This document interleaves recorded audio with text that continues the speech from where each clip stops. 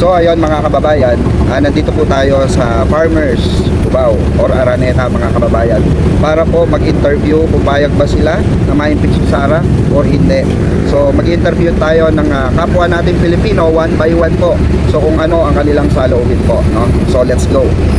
Excuse me po mga ma'am, mga sir. Okay lang po ma-interview ko lang po kayo for the meantime. Regarding po sa impeachment po ni Sara Duterte. So ano po masasabi nyo kung dapat po bang ma-impeach si Sara? Okay lang po kahit ano lang po. Oo. Kayo po sir. Hindi ko alam yun. Sige. Impeachment po. Yung impeachment po na kakaharapin ni Sara Duterte ulit ngayong bago pong impeachment. Pabor po kayo? Opo. Sa tingin nyo, bakit po sir? Po kayo. Sige. Salamat po sir. Thank you.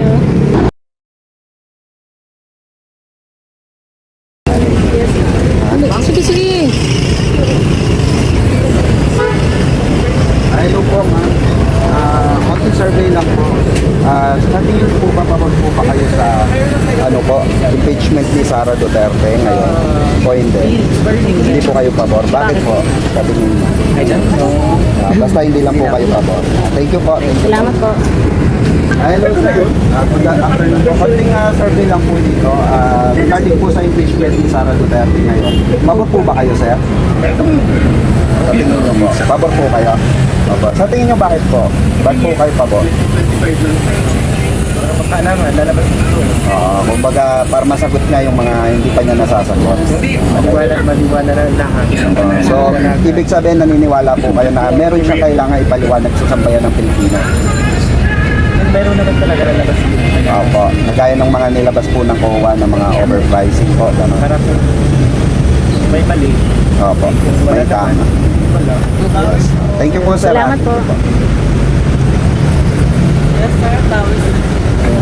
Yes, sir. Hello po. Mag-interview lang po kami. Konti survey lang po. Okay lang po ba? Ano po masasabi niyo sa impeachment na bago ni Sara Duterte? Pabor po ba kayo o hindi? Gusto po ay impeachment. Yung yung dinidiscuss po ngayon sa Congress kung tutuloy po yung impeachment ni Sara o hindi po.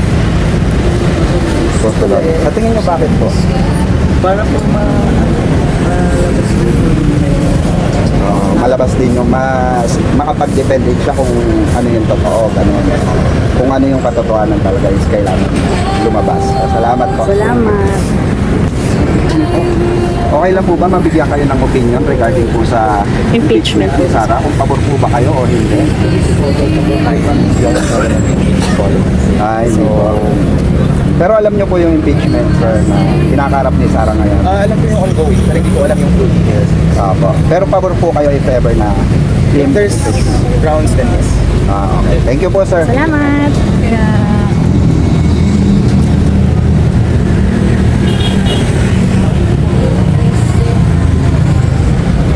Yan. Ma-store lang namin kayo sir. Konting survey lang po. Regarding po sa impeachment ni Sara Duterte na ongoing po ngayon na dinidiscuss ng Kamara, pabor po ba kayo na ma-impeach si Sara sa pagkakataong ito o hindi po? Kung tawag nyo, Pabor ka. kung pabor ako Opo. naman, yes po. Sa tingin nyo, kayo po bilang Pilipino, bakit po kailangan ma-impeach si Sara? Kasi wala siya ginagawa po sa Pilipinas actually. Napapanood naman natin. Opo. Napapanood naman natin wala siyang naidudulot na maganda in Philippines. Opo. Puro siyang travel, puro ganyan. So, Kaya, gusto ko talaga updated pala kayo sa mga travels niya. Yes, travels. Tapos yung mga- Sana all. Wala siyang nagagawa bilang presidente talaga. Opo. Kasi kahit sa anong tanong, ano bang nagawa ni Sara Duterte? Wala Opo. silang masabi kasi wala namang nagagawa. Or Salamat. lang ha. Opo. Salamat. Importante po kasi ang opinion ng bawat Pilipino. Yes, na because that's my opinion. Opo. Tayo ay taxpayer din. Yes. Pinakikinabangan din naman nila. Salamat po sir. Salamat po. Salamat po. Ay, ito, sunod. Konting survey lang ma'am. Regarding po sa impeachment ni Sara na ongoing po ngayon. Pabor po ba kayo na ma-impeach si Sara Duterte ma'am? Wala po akong alam, Sir. Ay, okay. Kayo rito mga kababayan. Para mabigyan ng opinion, importante kasi opinion ng ating mga kababayan. Ito, gaya ni Madam. Madam, konting survey lang po, Madam. Regarding po sa impeachment ni Sara Duterte, pabor po ba kayong ma-impeach siya o hindi po? Pwede naman po. Pwede. Sa tingin mo, Bakit po sa tingin nyo pwede po? Konting details lang din po.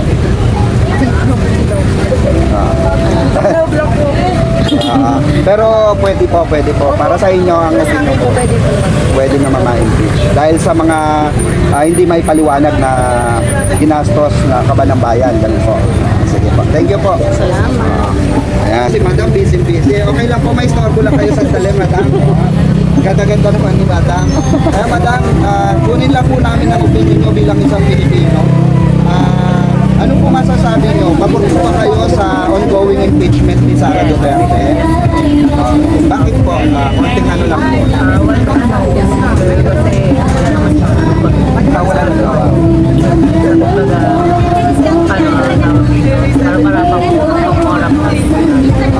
Baga, nakikita nyo rin. Salamat po. Thank you so much. Kasi importante po talaga na mag-voice out tayo kahit kaninong politiko pa yan, di po ba? Salamat po. Salamat po. Ano po? Salamat po. Yung walang tupad. Madam, ma-interview lang namin kayo regarding sa opinion niyo po bilang isang taxpayer at Pilipino. Pabor po ba kayo sa impeachment, ongoing impeachment na tinatalakay sa Kamara regarding po sa impeachment ni Sara Duterte? Pabor po ba kayo o hindi? Pabor kayo. Bakit po? Sa konting ano lang po, paliwanag po. Bakit po? Siyempre, try naman natin yung Oo. huwag yung puro Tama. Thank you po, Thank you Madam. po. Na-istorbo pa natin si Madam dito. Thank you po. Bira daw po ako. Oo. Ha? Oo. Yung nakamotor. Wala, Madam. Oh, sige. So, dito naman tayo mga kababayan. Madam, lang po. Pwede po kayong mabigyan ng opinion bilang isang taxpayer, bilang isang Pilipino. Pabor po ba kayo sa impeachment, ongoing impeachment ni Sara Duterte ngayon? Pabor po ba kayo? Oo, hindi lang po. Ay, ikaw sir, pabor ka ba sir? Sa ongoing impeachment ni Sara Duterte? Salamat tayo dyan, sir. Bakit po kayo sir? Talagang mayroon kayong pinaguhugutan natin. Bakit po sir sa tingin nyo? Kailangan ituloy. Para sa rin sa ating ekonomiya ng Pilipinas. Oo, kailangan. Tingin mo, nasan siya ngayon? Opo. So, kailangan mailabas yung katotohanan. Yan, salamat sir. Thank you po. Sino pa dito? Ayan, si Madam. Ayaw mo ma? Ayan. Salamat po Thank you po. Hello Madam, may istorbo ka lang Madam kukuhanin lang namin opinion mo bilang isang Pilipino at taxpayer. Pabor ka ba sa impeachment ni Sara Duterte ngayon Madam? Sa lumalabas ang kaso niya, kasi hindi ko talaga alam pa anong kaso Opo. niya. Kung may kaso nga ba talaga siya. Opo. May kaso nga ba? According po sa Ombudsman, nakapag-file na po ng mga iba't ibang cases Likewise. regarding po sa mga kaso overpricing. Overpricing. Opo, na Siya ba mga nagpa ng mga overpricing? yun po yung lumabas sa report ng OWA po. Opo. Kaya po nasama po yun sa impeachment complaint sa kanya yung mga overpricing po ng opisina ng Office of the Vice President. Kaya importante po yung opinion nyo bilang isang opo. Ang sa akin, kahit na sino mga umuwi dyan, Opo. sa government, ang problema ng Pilipinas, problema na talaga ng Pilipinas. Oo. Hindi na talaga mawawala ng Pilipinas. Kahit na sino pa tatakbong Government official. government official. Problema ng Pilipinas yun, ever since the world began. Opo. Diba? Oo. Kaya wala naman tayong magagawa kahit mag-overpricing sila. Kasi kahit mag-overpricing sila, kahit ibababa nila, wala tayong magagawa. Correct. Kasi sino ba masusunod? Kasi Sila rin. Kahit mag-impeach tayo, sino ba masusunod? Nasa sakay. Sila rin. So, kumbaga, nandun kayo sa sila na bahala. Neutral. Nasa neutral So, na itutuloy nila. Kasi wala ka namang magagawa sa Pilipino. Kumbaga, parang kay ate, parang hindi rin ako consider ang mga Pilipino no? May opinion man tayo. Kasi andun tayo sa impeachment, pero Opo. wala naman tayo magagawa. Opo. Yung impeach nila, we go on. Opo. Diba? Kasi sa Pilipino, follow na lang, ganun. Opo. Diba? Kasi wala naman tayo magagawa. Yes. Diba? Kahit sino maging presidente, kung sino ang pinakamagandang presidente. Kasi naka-impact na ang problema ng Pilipinas. Andiyan na talaga ang problema natin. So, Diba? so ano po kayo? Equal talaga kayo. Nasa neutral lang ako. Neutral. Neutral lang ako. Thank you, madam ha. Thank you po. Salamat po. Salamat. So ayun mga kababayan, nandito pa rin tayo no, sa farmers, ginabi na tayo, alas 6 na. Pero tuloy-tuloy pa rin ang ano natin, pag-interview natin. Kung pabor ba sila na ma-impeach si Sara Duterte o hindi. Okay, let's go.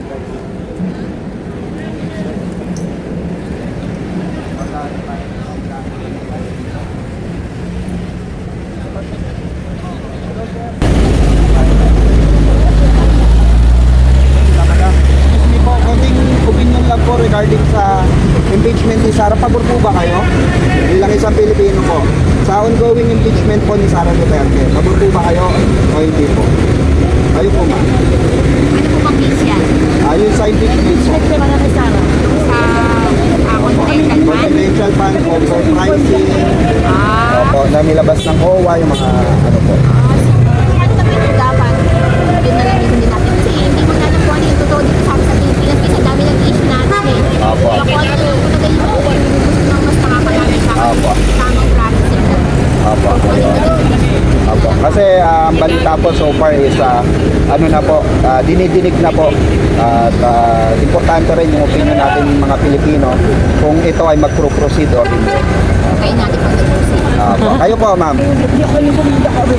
hindi po kayo. Pasensya na ako. Sige, thank you po ma'am. Thank you. Salamat po. So, dito na. Ito si sir. Si boss eh. Kasi okay na kayo. Ito si sir. Yan. Sir, pabor ka ba na ma-impeach si Sara? Ngayong impeachment niya o hindi po? Depende kasi yan eh. Opo. May impeach si Sara, para sa akin, pwede rin, pwede rin naman, pero magsasabi siya ng totoo. Opo. Kumbaga may ebidensya din siya may lalaman. Kasi puro salita lang din naman. Opo. At the same time, wala din naman, puro lang naman siya, ini-impeach siya, pero wala din namang napapatunayan na, na nilalatag siya. So, para sa akin, okay lang din naman. Okay, thank you sir. Thank you sir. Yan. So, dito guys, maraming hindi pa decided. Medyo ano pa, taliwas pa sila. Meron naman pabor din. Diba? So, talaga, ang opinion nito po. Lipat naman tayo rito. Ayun. Napapasok tayo dito sa palengke ng farmers. Para naman yung best view, no? Regarding dito sa impeachment kay Sara. Okay? So, ito si Madam. Umpisa natin dito. No? Hello ma'am. Good evening po.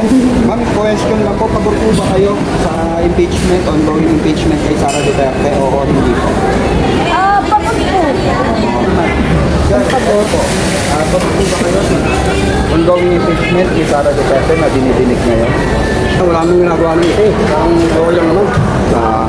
Kayo, hindi po kayo pabor na ma-impeach si Sara. Parang ganun. Parang halo. Halo. Oo, na gano'n. Parang undecided. Bahala na sila, ganun. Specialist naman yan. Kahit anong gawin dyan. Hindi yan basta-basta maano. Makukulong. Oo. Okay, so ganun ang opinion ni Kuya, mga kababayan. Salamat po. Thank you po, sir. And ito si Boss. Boss, baka pwede mahingi ang opinion mo regarding sa impeachment lang ni Sara. Pabor ka ba na impeach si Sara o hindi? Pabor kayo. Bakit sa tingin mo pabor kayo, sir? Yung gawain na natin. Maganda kasi ang gawain na sa ating bansa. Oo. Hindi maraming natakot na naman ng mga ganyan. Itong bagay. Hindi takot ng mga mga tao.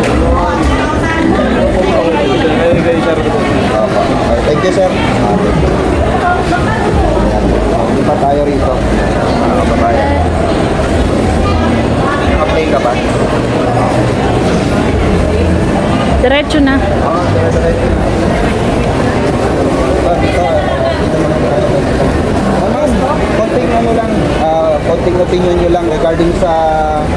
impeachment ni Sara Duterte, pabor po ba kayo na ma-impeach siya muli o hindi po?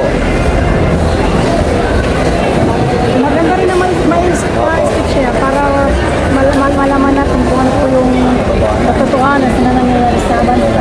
Sa mga overpriced na hindi may paliwanag. Yes. Ito po ma'am. Salamat po. Nagturo siya. Okay lang makakuha na ka ng opinion. Regarding sa impeachment ni Sara Duterte, payag ka ba o hindi? Na ma-impeach siya? Depende sa usapan. Ano ba? Depende sa usap. Kumbaga depende sa magiging resulta kung papasa o hindi. Oo. Batay sa ebidensya.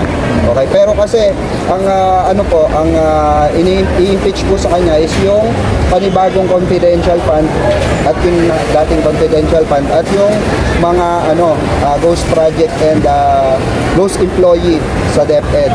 So yun po yung i-final sa impeachment complaint laban sa kanya. So sa tingin nyo sir, kayo ba naniniwala na merong gano'n na inano si Sara? Sa tingin nyo ba may nagawa siya sa Pilipinas o ano? Kayo po, bilang isang Pilipino. Hindi may nagawa siya, pero wala naman hindi mo masyado malaman lahat ng mga Pilipino. Meron siguro, pero Hindi masyado. hindi masyado. So sa impeachment sir, pabor ba kayo o hindi?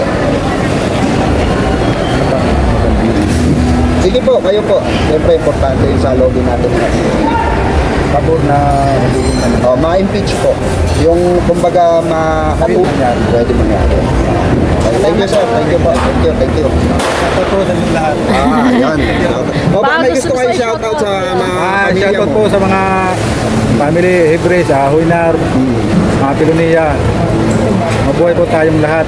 Sir, okay lang ba? Konting opinion lang regarding sa impeachment ni Sara. Pabor ka ba o hindi, sir? Pabor ka po ba sa impeachment na itinaso kay Sara o hindi po? Pabor. Bakit po sa tingin niyo pabor kayo na ma-impeach si Sara? Ginawa niyo naman talaga yun. So naniniwala kayo talaga na meron siyang mga overpricing, mga ghost project, pati yun sa DepEd na ghost employee at ghost student na tumatanggap ng mga ayuda. Opo. Okay, thank you sir. Thank you po. Ayan, sir, pabor. Ayan, si madam. Kayo sir. Sarap ng longganisa niya. Ayun. Oo, nakasayang. Ito si sir. Sir, konting opinion lang sir. Ayaw din. Dito tayo. Ito si madam. Nice talk po ka lang ng sandali. Nice talk po lang kayo sandali. Pabor po ba kayo sa impeachment na nakakarap ni Sara muli ngayon? Pabor po ba kayo o hindi? Hindi nyo rin alam. So undecided po, sir. Kayo po. Undecided din po. Undecided sila ba lang? Thank you po, thank you.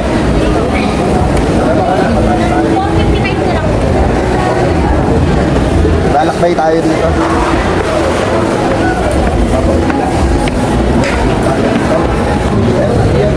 Kuya, bilang isang Pilipino, hindi ko lang opinion mo. Pabor ka ba sa impeachment ni Sara Duterte ngayon o hindi? Hindi po? Bakit po, sir? Wala lang. Basta hindi ka lang pamor. Okay. Thank you, sir. Okay lang makuha na kayo ng opinion bilang isang Pilipino at taxpayer.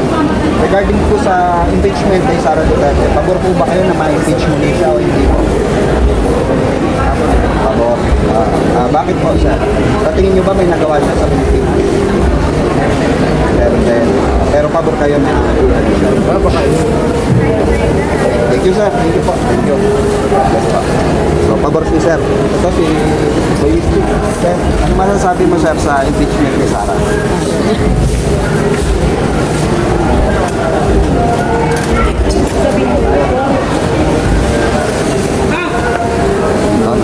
Sara natin lang.